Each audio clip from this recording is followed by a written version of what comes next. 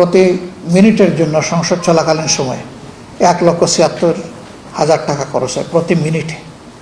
এটি তো আমার বাপ দাদার টাকা না যে ইচ্ছা করে আমার যা ইচ্ছা তাই এখানে গিয়ে বললাম।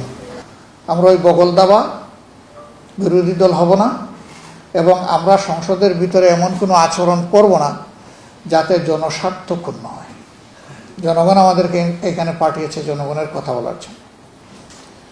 তা আপনারা হয়তো ওই দুইটাই দেখতে পাচ্ছেন না, অতীতের যে ঐতিহ্য।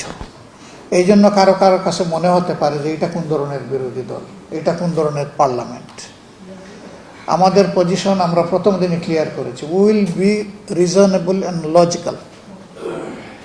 আমরা এই দুই জিনিসের বাইরে যাব না। আর একটা বিষয় হচ্ছে, সংসদে কথা বলার অধিকার বিরোধী দল বা সরকারি দলের সকল সদস্যদের আছে, কিন্তু এর নিয়ন্ত্রণটা হচ্ছে মাননীয় স্পিকারের হাতে।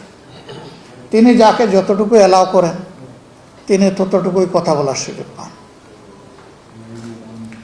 সংসদে আমরা কিছু নোটিশ মুভ করেছি, আপনারা দেখেছেন। আমাদের প্রথম নোটিশটা ছিল রিফর্মের জন্য মানুষ যে রেফারেন্ডামে ভোট দিল এটার অধিবেশন আহ্বান করা নিয়ে। সেইটা নিয়ে সংসদের ভিতরে আমরা আমাদের যুক্তিপূর্ণ বক্তব্য তুলে ধরেছি। দেশবাসী এটাকে আমাদের দৃষ্টিতে অভিনন্দন করেছে, জানিয়েছে। কারণ এর বাইরে গিয়ে দেশের কোনো বিজ্ঞ মানুষ একটা কথাও বলেনি। সবাই বলেছে জনরায়কে মেনে নেওয়া উচিত। কেন মেনে নেওয়া হয়নি? এরপরে আপনারা দেখেছেন ব্যাংক ইস্যুতে আমরা কথা বলেছি, এটাও জনস্বার্থে বলেছি। আমাদের ভঙ্গুর অর্থনীতির দুই অঙ্গর দুইটাই বিধ্বস্ত, একটা স্টক মার্কেট আর একটা হচ্ছে ব্যাংকিং সেক্টর। স্টক মার্কেট একদম মাটির সাথে মিশে গেছে। এই দেশে এখন স্টক মার্কেট নিয়ে কেউ কোনো কথাই বলে না। আর ব্যাংকের যা হাড্ডি ছিল এইটাও এখন গুঁড়া হওয়ার উপক্রম। এ নিয়ে আমরা সংসদের ভিতরে জনগণের পক্ষে কথা বলেছি। আমরা আরও নোটিশ দিয়েছিলাম। থার্ড একটা নোটিশ কী ছিল জানি? হ্যাঁ, প্রবাসীদের সমস্যাগুলো নিয়ে। সেখানে আলহামদুলিল্লাহ সরকারি দল বিরোধী দল সবাই খুব গঠনমূলক আলোচনা করেছে। কিন্তু এটা যদি আলোচনায় সীমাবদ্ধ হয়ে যায়, যদি এক্সিকিউশনে না যায় সেখানকার বক্তব্যগুলো, তাহলে এ দিয়ে প্রবাসীদের কোনো সমস্যার সমাধান হবে না। আমরা সুনির্দিষ্টভাবে একটা সংসদীয় টাস্ক ফোর্স গঠন করার প্রস্তাব দিয়েছি। এখন পর্যন্ত সরকারের পক্ষ থেকে তার কোনো প্রতিক্রিয়া বা সিদ্ধান্ত আমরা জানতে পারি। আমরা মনে করি যে এই ফর্মের একটা বডি যদি গঠন করা হয় তাহলে প্রবাসীরা উপকৃত হওয়ার মানে হচ্ছে দেশ উপকৃত। তাদেরকে মূল্যায়ন করলে তারাও দেশকে সব কিছু উজাড় করে মূল্যায়ন করবে, এটাই স্বাভাবিক, এটা তাদের পাওনা। তা আমরা সেই অপেক্ষায় আছি। আর একটা নোটিশ আমরা দিয়েছিলাম, কিন্তু সেই নোটিশটা নিয়ে গড়িমসি করা হচ্ছে।